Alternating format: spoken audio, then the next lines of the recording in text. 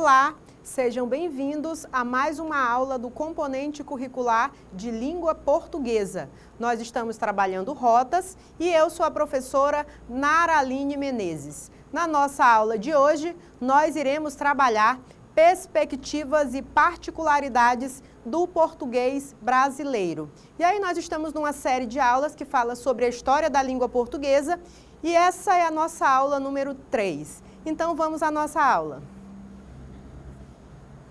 Então, aí eu começo perguntando para vocês, e o que é LDB, gente? Vocês já ouviram falar nessa sigla LDB?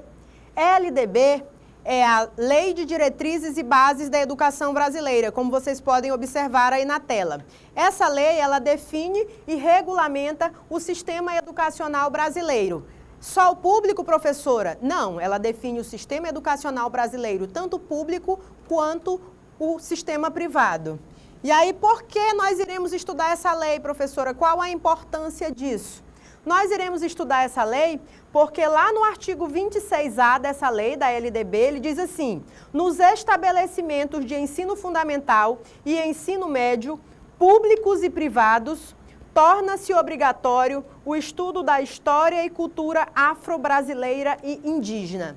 Então, para algumas pessoas que pensam, por que nós estudamos a história afro-brasileira? Por que nós iremos ter que descobrir por que os escravos vieram de lá para cá? Qual a importância disso na língua portuguesa? Vocês sabem que a nossa língua, ela não é pura, ou seja, ela não é única. Nós fomos colonizados pelos portugueses, como eu já comentei isso nas aulas anteriores, e nós não falamos o português nu e cru. Por que não, professora?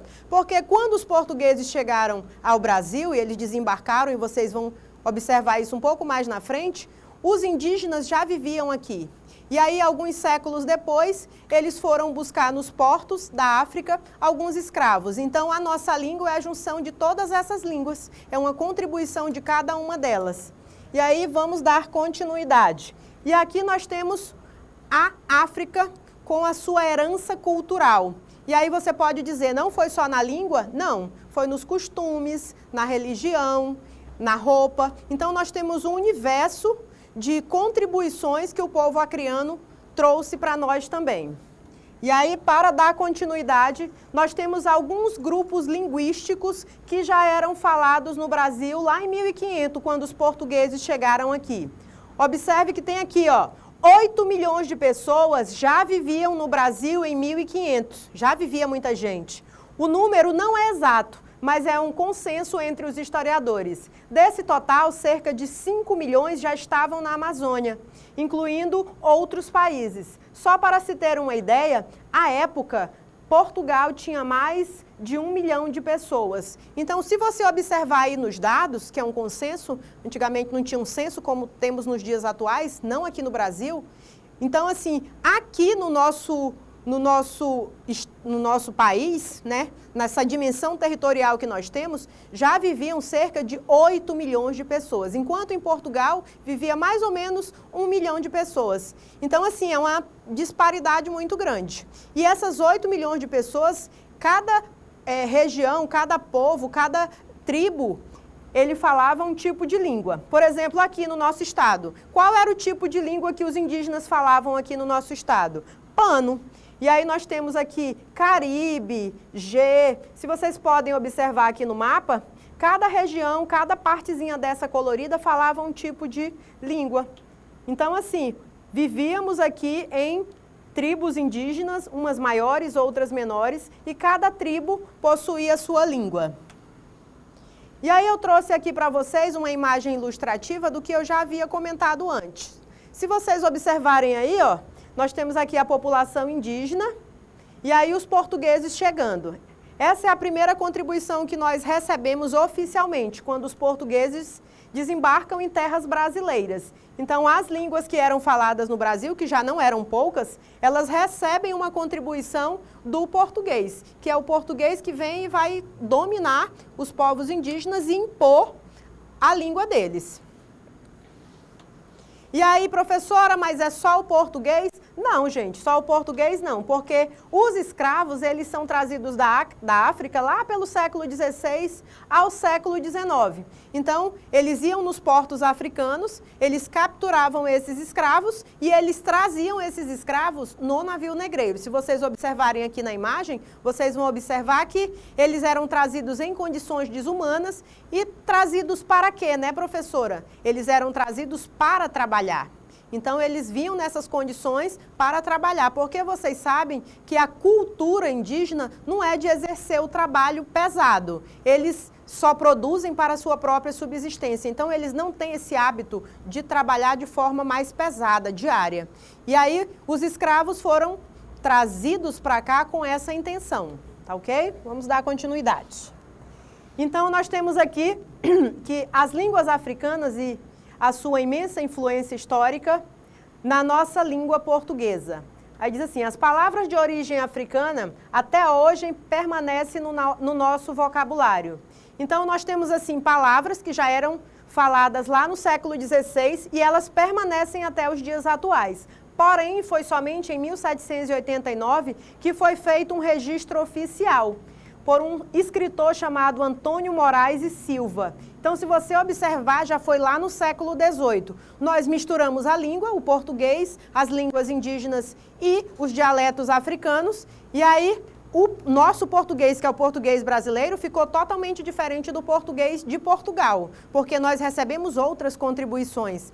E aí, ninguém nunca tinha feito um registro desse novo português, né? Porque eles impuseram a língua deles, porém não foi igual a de Portugal, porque tinha alguns termos, alguns tipos de comidas e animais e lugares que eles não saberiam dar um nome no português de Portugal. E aí, como esses lugares já tinham nome, porque os povos indígenas já tinham batizado, e quem veio de fora também começou a batizar com outros nomes, eles foram assimilando esses novos nomes. E aí, quando foi em 1789, Antônio Moraes da Silva resolveu fazer um registro oficial dessas palavras. E aí nós temos aqui malungo. O que é malungo, professora? Companheiro, né, gente? Hoje em dia não se fala mais, mas naquela época, lá do século XVI ao século XIX, era muito comum. Eu não dizia, esse é o meu companheiro, esse é o meu malungo, principalmente o povo que veio da África. Quiabo. Quiabo nós usamos até os dias atuais. O cafuné, esse nós adoramos. Batucá, esse nós conhecemos com certeza. E aí eu trouxe algumas contribuições aqui, né, das palavras de origem africana.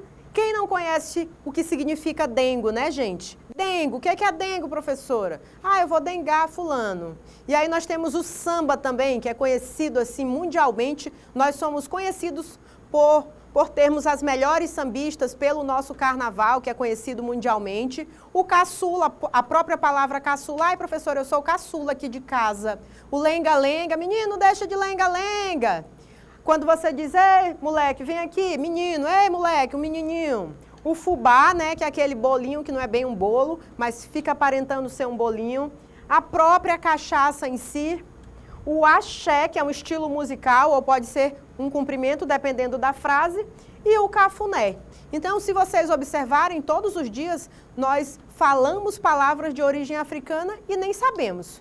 Mas nós também falamos palavras de origem indígena também. E aí o português que falamos no Brasil tem muitas palavras de origem africana. Isso acontece porque durante o período colonial, os negros foram trazidos da África como escravos para trabalhar na lavoura. Lembra que eu falei para vocês que era na lavoura? Os africanos trouxeram consigo. Eles não só trouxeram o seu trabalho, como eles trouxeram a religião, que é o candomblé, que nós conhecemos, a cultura, que inclui as comidas típicas, a música e o modo de ver a vida e muitos dos seus mitos e muitos de suas lendas. Trouxeram ainda a língua que nós conhecemos. Por isso, né, gente, nós estamos estudando também o artigo 26A da LDB, que ele diz que nos estabelecimentos de ensino das escolas públicas e privadas, é importante nós estudarmos a história e a cultura afro-brasileira e a cultura indígena. Então, nada acontece por acaso dentro das escolas. Se você estuda a cultura afro-brasileira e indígena, é porque está previsto na LDB, que é a Lei de Diretrizes e Bases da Educação, porque isso é importante. Por que, professora? Eu preciso saber da minha história, eu preciso saber da minha origem, porque é muito fácil eu reproduzir uma coisa e eu não saber o porquê. A importância de você ter uma identidade cultural. E aí, dando continuidade à nossa aula, nós temos aqui as nossas fontes, caso vocês queiram pesquisar. E eu espero que vocês tenham gostado da nossa aula de hoje. Foi uma aula bem mais rápida, porque nós já estamos aí numa sequência de aulas sobre a origem da língua portuguesa. E hoje nós encerramos a nossa sequência, sabendo que nós tivemos contribuições dos portugueses, dos indígenas e dos africanos. Por isso, a nossa língua ela é muito rica. E ela varia de região para região e não existe uma forma certa ou uma forma errada. Existe a situação adequada de se empregar aquela determinada linguagem. Eu espero que vocês tenham gostado da aula de hoje. Muito obrigada e até as próximas aulas. Tchauzinho!